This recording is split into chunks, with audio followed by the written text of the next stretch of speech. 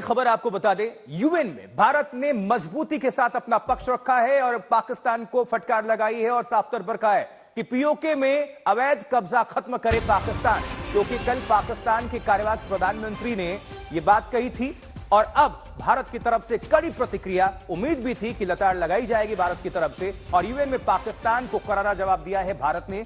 Pakistan has become a habitual offender when it comes to misusing this august forum to peddle baseless and malicious propaganda against India. PoK में अवैध कब्जा खत्म करे पाकिस्तान, ये साफ तौर पर भारतीय काउंसिल ने अपना पक्ष रखा है। आतंकवाद के खिलाफ कार्रवाई करे पाकिस्तान, सिर्फ दिखावा करता है और आतंकवाद के खिलाफ कड़ी कार्रवाई करने की जरूरत है पाकिस्तान की तरफ से।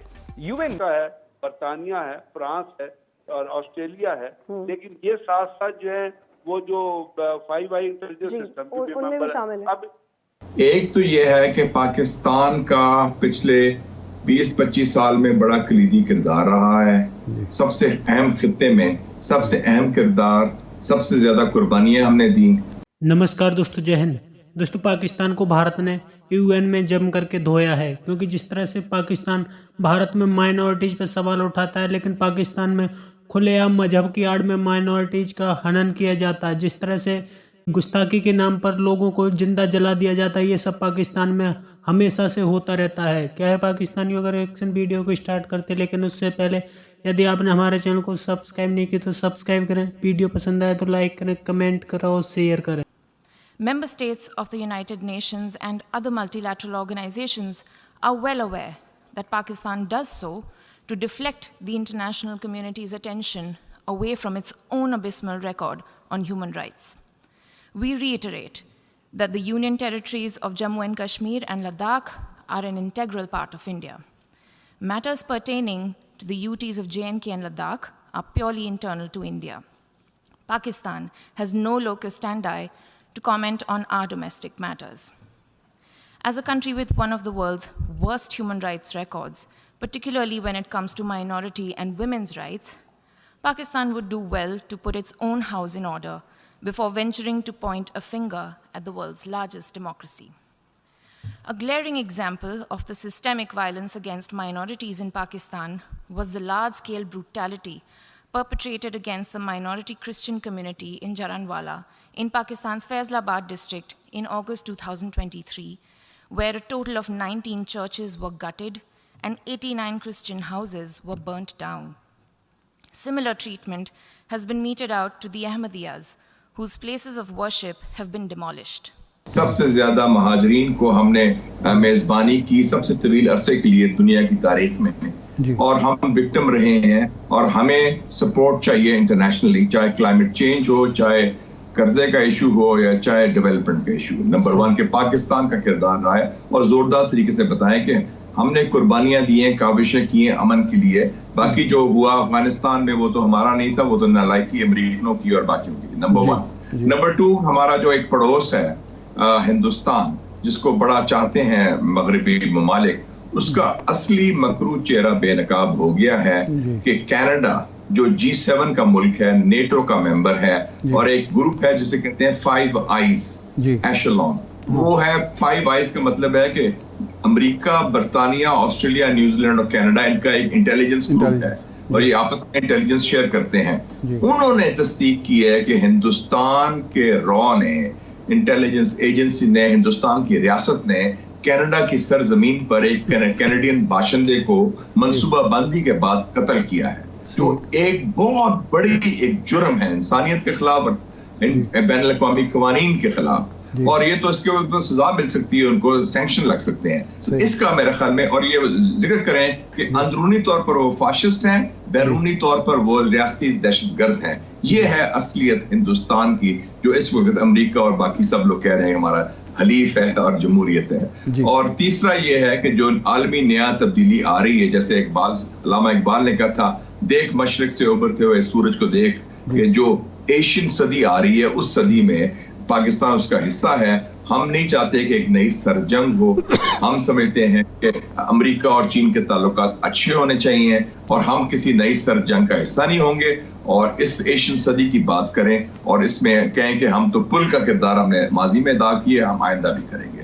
तो मेरे ख्याल में इन लाइंस पर होगी तो बड़ा एक जोरदार क्लियर मैसेज आएगा। उसमें कोई हाथ मलने की जरूरत नहीं, घबराहट की जरूरत नहीं, ठक ठक ठक टिका के खुल के बात करें तो फिर बात बनेगी। हिंदुस्तान ने कोई मौका नहीं छोड़ा पाकिस्तान के खिलाफ प्रोपेगेंडा करने के, पाकिस्तान को बदनाम करने में, और हम हमेशा जब मौका आता है हम वो मौका जाया करते हैं, तो ये मौका अब जाया नहीं करते। अच्छा मुशाहिद साहब, ये फरमाएं कि भारत ने ये जो गलती कहना चाहिए या हिमाकत कहना चाहिए, कनाडा में जाके अपने किसी जुर्म किया जी, कोई हिमाकत नहीं, मैं सवाल जो कर रहा हूँ वो ये है कि ये उसकी कोई खुद एतमादी है कि पता है कि कनाडा के ताल्लुकात यूरोप से क्या हैं, अमेरिका से क्या हैं, फाइव आइव्स का भी आपने जिक्र किया, इसके बावजूद वहाँ टारगेट करना, और फिर एक तो दूसरा भी परसों वाक़या हो गया है, तो ये उसकी ज़रूरत से ज़्यादा खुद एतमादी है या हिमाकत है, या वो समझ रहा है कि मैं जिस तरह पाकिस्तान के साथ या नेपाल के साथ या बांग्लादेश के साथ करता रहूँ वहाँ भी करूँगा तो मुझे कोई नहीं पूछेगा। आपको पता है इरशाद साहब के कुछ वाक़यात इधर भी हुए हैं।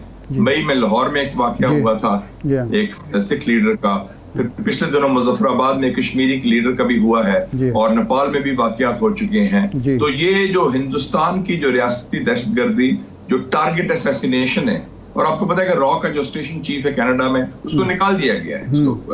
ये एक उनका ख्याल था कि हम मगरब में करेंगे, हमारे यार दोस्त हैं, चिड़ी नहीं फड़केगी, जैसे पंजाबी में कहते हैं, कोई क्या फर्क पड़ता है, हम पकड़े नहीं जाएंगे। तो ये खुद आई थिंक ओवर कॉन्फिडेंस था, उन्होंने पकड़ भी लिया, और आज उन्होंने ये भी कहा है कि ये सिर्फ हमारी रिपोर्ट नहीं, हमारा एक साथी है जो फाइव आइज का, उनकी इंटेलिजेंस एजेंसी ने भी तस्दीक की है। तो ये बहुत बड़ा जुर्म भी किया है और बड़ा संगीन इल्जाम भी लग गया है। पहली दफा एक धब्बा लग गया हिंदुस्तान के हवाले से रियासती दहशतगर्दी का मगरब के अंदर। तो ये मेरे ख्याल में उनकी बहुत ओवर कॉन्फिडेंस था, और उनका ख्याल था कि जैसे हम इस इलाके में करते हैं उधर भी कर लेंगे तो क्या पता चलेगा। मुशाहिद साहब, सवाल ये है कि एक मोमेंटम बनाया जाए, फिर उसको एक्सेलरेट भी करना है, लेकिन हम ये भी फील करते हैं कि भारत जो है उसकी पॉलिसी में कोई प्रेडिक्टेबिलिटी नहीं होती, वो बहुत वेरिएशंस देता है। इस मौके को एक बड़ा मौका समझते हुए हमारी पॉलिसी में क्या कुछ होना चाहिए कि ये धब्बा चस्पा रहे भारत के साथ?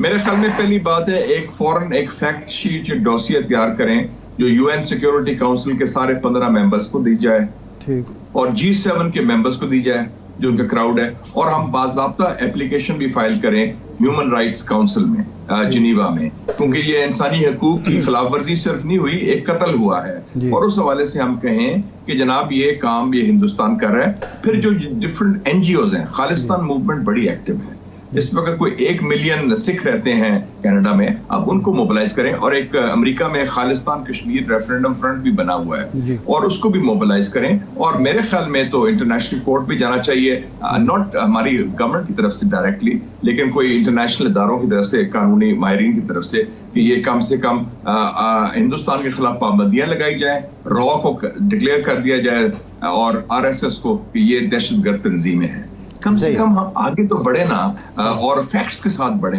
हमने, आपको याद होगा कि इमरान खान साहब की गवर्नमेंट में अक्टूबर 2020 में इंडियन स्टेट टेररिज्म पर एक डोसियर तैयार किया था 50 सफ़े का, और लेकिन हमने आगे पेश ही नहीं किया, जिसमें कहा था कि 87 ट्रेनिंग कैंप है हिंदुस्तान के पाकिस्तान के खिलाफ, 66 अफगानिस्तान में, 21 हिंदुस्तान में। और उसके बाद EU डिसइंफो लैब ने भी एक रिपोर्ट दी थी ब्रसल से कि हिंदुस्तान पाकिस्तान के खिलाफ क्या करता रहा है। तो ये सारी बातें आप फैक्ट शीट तैयार करें, कोई रॉकेट साइंस नहीं, थोड़ी सी हिम्मत की बात है, और दानिशमंदी और दलेरी के साथ आगे चले। जी, अब इनको कंफर्म है कि भारत ने दहशतगर्दी की है।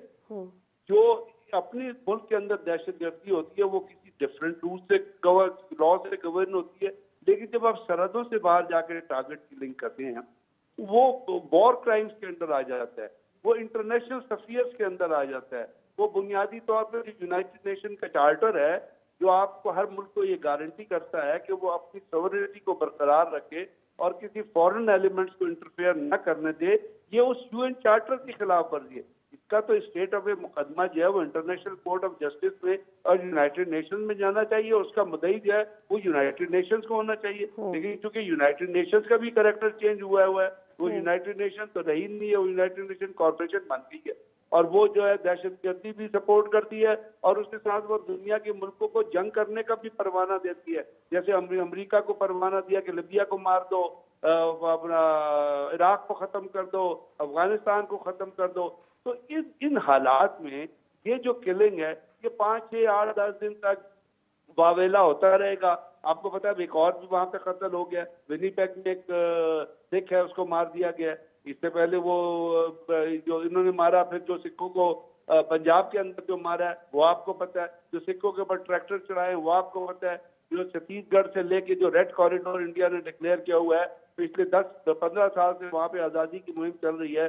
तो दोस्तों, जिस तरह से पाकिस्तान कश्मीर का राग अलाप रहा है, उस पर भारत ने पाकिस्तान को 2 टूक सुना दी है, क्योंकि अब पाकिस्तान को पीओके की बात करनी चाहिए। कश्मीर तो भारत का आंतरिक मामला है, इस पर पाकिस्तान को दखल नहीं देना चाहिए, क्योंकि अब पाकिस्तान के पास जो पीओके बचा है उसको भी भारत लेने वाला है। क्योंकि पाकिस्तान ने जिस तरह से अवैध कब्जे से पीओके को कब्जा रखा है, उसे एक न एक दिन पाकिस्तान को खाली करना ही होगा। साथ ही पाकिस्तान जिस तरह से माइनॉरिटीज़ पर भारत पर सवाल उठाता है, उस पर भारत ने भी पाकिस्तान को 2 टूक सुना दिए, क्योंकि जिस तरह से पाकिस्तान में माइनॉरिटीज़ का हनन किया जाता है उससे पूरी दुनिया वाकिफ़ है। क्योंकि जिस तरह से मजहब की आड़ में लोगों को जिंदा जला दिया जाता है, साथ ही उन्हें भीड़, शैतानों की भीड़ इकट्ठा होकर के मार देती है, और पाकिस्तान का कानून कुछ नहीं कर सकता। क्योंकि पाकिस्तान में मजहब का आरोप तो किसी बंदे पर लगाया जा सकता है। पाकिस्तान में आपसी बैर के बावजूद भी दूसरे पर मजहब का इल्ज़ाम लगा करके बड़ी आसानी से कत्ल कर दो, लेकिन पाकिस्तान का कानून सोता ही रहेगा। आपकी क्या राय, कमेंट में शेयर करें। यदि आप चैनल पर नए, चैनल को सब्सक्राइब करें। वीडियो पसंद आए तो लाइक करें, कमेंट करें और शेयर करें। जय हिंद, वंदे मातरम।